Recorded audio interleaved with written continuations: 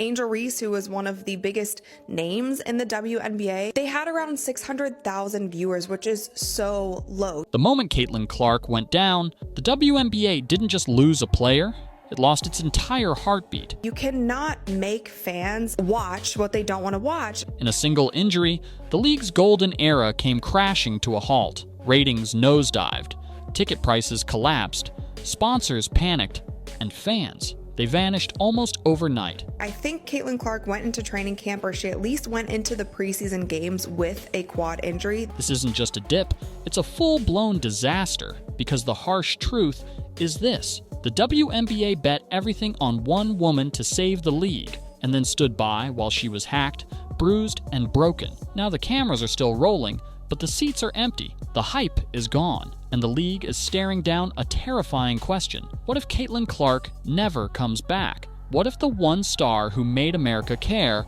walks away for good? This is the unraveling of a league that had everything and still managed to throw it all away. From the moment she stepped onto a WNBA court, Caitlin Clark wasn't just another rookie. She was a phenomenon, a walking headline, a human highlight reel. Every arena she entered, she sold out. Every time she touched the ball, eyes lit up. In a league that had struggled for years to capture mainstream attention, Clark did what multi-million-dollar ad campaigns and social media pushes never could. She made people care. And not just WNBA fans.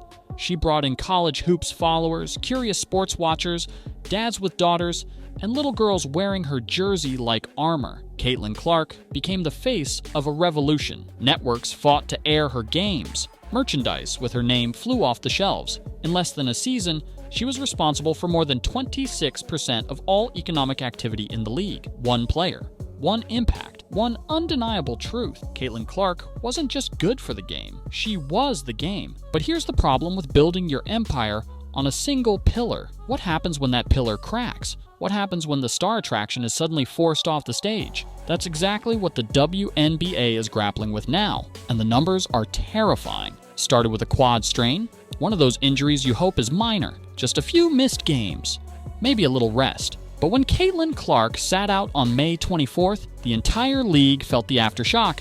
National television ratings nosedived by a jaw-dropping 55%. Let that sink in. More than half of the WNBA's audience vanished the moment she left the court. The Indiana Fever's games, which had been pulling in close to 2 million viewers, suddenly dropped below 850,000. But it didn't stop there. While Clark was recovering, ticket prices collapsed like dominoes. Seats that once sold for over $800 were now going for barely $250. One Fever road game went from high-demand spectacle to ghost town in days. The same matchup that previously drew over 2 million viewers, practically invisible without her. Then came the second blow, a groin injury, likely aggravated by trying to rush back too soon, and suddenly, the league's worst nightmare was repeating itself. Another absence. More plummeting ratings, more empty arenas, and a growing fear creeping into every headline.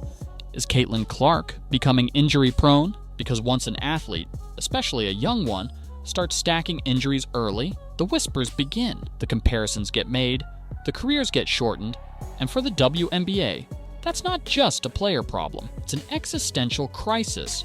And yet, the league keeps moving like nothing's wrong. But the silence?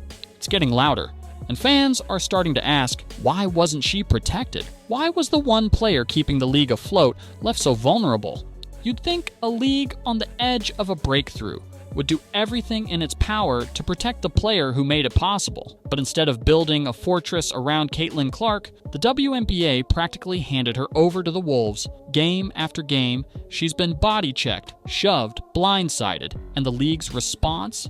Silence, excuses, and the same tired line. It's just basketball. But it's not just basketball when one player is absorbing the majority of the cheap shots. 5 of the league's 30 flagrant fouls this season have been committed against Clark, and 80% of those came from a single team, the Chicago Sky. That's not a coincidence. That's a pattern, and the WNBA is pretending not to see it. When Caitlin responds with toughness, she's called aggressive. When she doesn't, she's called soft.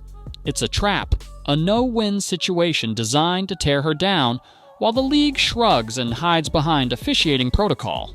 Meanwhile, Their most valuable asset is limping through a rookie season that should have been a celebration. It's as if the WNBA is determined to self-destruct, watching its star get fouled into oblivion while doing absolutely nothing to stop it. And the longer they allow this to go on, the clearer it becomes. They haven't just failed Caitlin Clark, they've failed themselves. Because you don't treat your golden goose like target practice, unless you're trying to kill the golden egg too. And just when it seemed like things couldn't get more obvious, one respected voice finally called it out in the open. When veteran sports journalist Christine Brennan speaks, people in the industry listen, and what she's saying about the WNBA right now should terrify the league's leadership. Brennan, who spent decades covering major sports moments, didn't hold back. In a now viral tweet, she pointed out the impossible to ignore truth. One player gets injured, and more than half the TV audience for the entire league disappears. She called it what it is,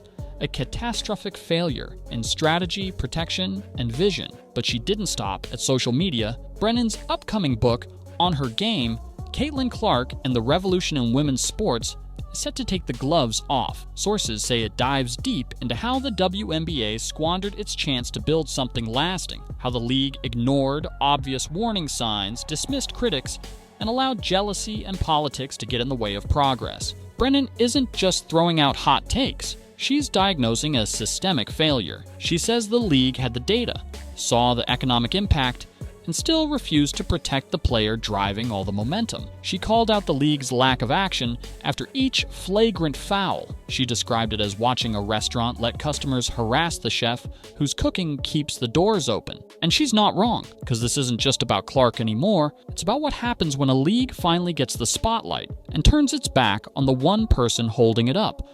But Brennan's criticism is just one voice.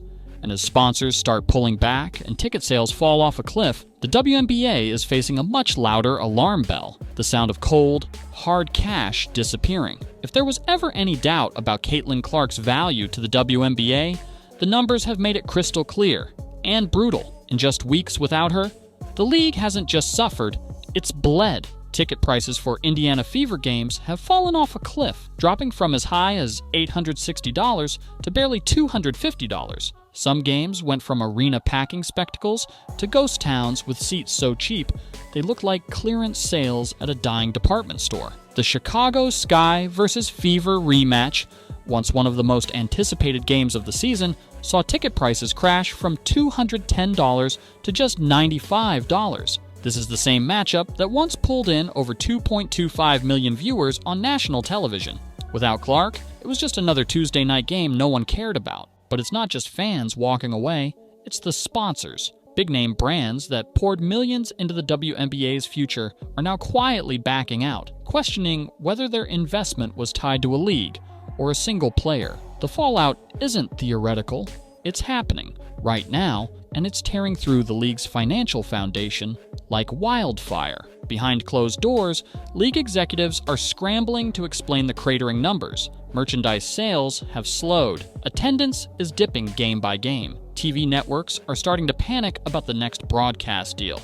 And looming just over the horizon, collective bargaining negotiations that were supposed to be powered by growth, but now risk being poisoned by collapse. This wasn't supposed to happen. The WNBA had momentum, star power, and national attention, but they didn't protect their future. And now, they're watching the consequences unfold in real time. But the scariest part, fans aren't just disappearing, some are intentionally walking away. This isn't just a ratings drop, it's a rebellion. And it's coming from the very people the WNBA can't afford to lose, the fans. Because when Caitlin Clark was injured, something strange started happening.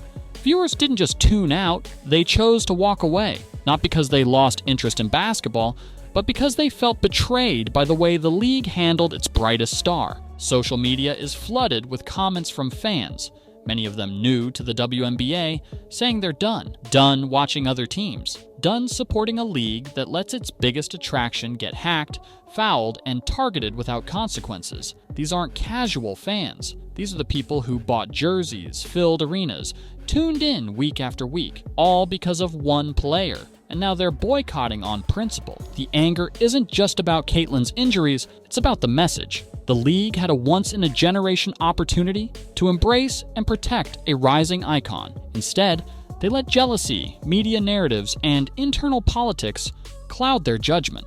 And now, they're paying the price. What's worse, the WNBA seems either blind to this backlash or unwilling to admit it's real. They continue pushing manufactured storylines and watered-down rivalries while ignoring the elephant in the room. Fans aren't here for the league. They're here for Clark. And when she's gone, so are they. This cultural moment could have been transformational. It could have elevated women's basketball to a new stratosphere. Instead, it's becoming a cautionary tale. And for every fan who walks away, the WNBA loses more than just a viewer. They lose momentum, credibility, and the fragile trust they worked so hard to build. And here's the terrifying part. We've seen this exact thing happen before. This isn't new, this isn't surprising, and that's what makes it so maddening. The WNBA has been here before, watching its biggest stars go down, taking the league's momentum with them. And every time, they act shocked. Every time they pretend they didn't see it coming, but the pattern is undeniable.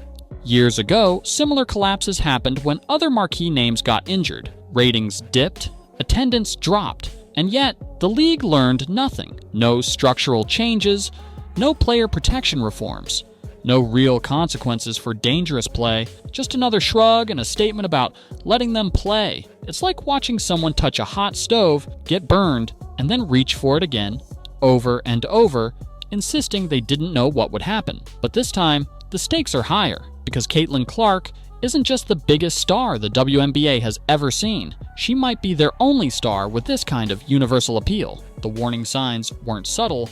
The injuries, the fouls, the outrage, it was all right there. But the league did what it always does. Minimized the moment, protected the image, and hoped the fans would forget. But this time, the fans didn't forget. They got angry. They turned away, and they took their wallets with them. Now, with the league in freefall and trust shattered, one massive question looms over everything. What happens when it's time to negotiate the future of the WNBA? This couldn't have come at a worse time. At the end of this season, the WNBA is set to enter collective bargaining negotiations, a once-in-a-generation chance to reshape the future of the league. Higher salaries, better revenue sharing, improved travel and player treatment, everything is on the table, or at least it was, because now the numbers the league was counting on to strengthen its bargaining power are evaporating. Ratings are down, attendance is slipping, revenue projections are tanking, and the owners? They're already preparing to use this downturn as leverage. The same downturn they helped cause by failing to protect the player, driving the entire surge in popularity. You can already hear the arguments forming. Why should we raise salaries when viewership is down 55%? Why invest more in a league that collapses every time one player gets hurt? It's cynical, it's calculated, and it's completely avoidable. Or at least, it was. The players are going into these negotiations weakened, not because of their own actions, but because of the league's refusal to acknowledge reality. And Caitlin Clark's injury, intentional or not, has become the centerpiece of a much bigger debate. Is the WNBA ready to grow, or is it still trapped in the same cycle of self-sabotage? If the league fumbles this next step, the consequences won't just impact this season. They'll shape the next decade. Player salaries, sponsorship deals, media rights, all of it could shrink, not because the demand isn't there, but because the WNBA didn't protect its most important asset when it mattered most. And while the business deals fall apart in boardrooms, something even more heartbreaking is happening in real time. The emotional connection between fans and the game is quietly slipping away. Step outside the headlines, forget the numbers for just a second. What's really being lost here isn't just viewership or ticket sales, it's belief. Walk into any WNBA game Caitlin Clark plays in, and you'll see something that goes beyond basketball. You'll see kids, thousands of them, wide-eyed, wearing her jersey, holding up handmade signs, begging for a glimpse of the player who made them believe greatness looks like them. It's not just adults watching a sport, it's families creating memories, parents bringing their daughters to see someone who shattered the mold, who proved that women's sports can own the spotlight, not just borrow it. And now those same kids are showing up to games, and Clark's not there. The magic? Gone. The spark? Dimmed. That's what the WNBA didn't understand. Caitlin Clark isn't just a ratings boost, she's a cultural moment. a symbol, a once-in-a-lifetime opportunity to build something real, a foundation that could have carried the league into the future. But instead of amplifying that moment, they wasted it.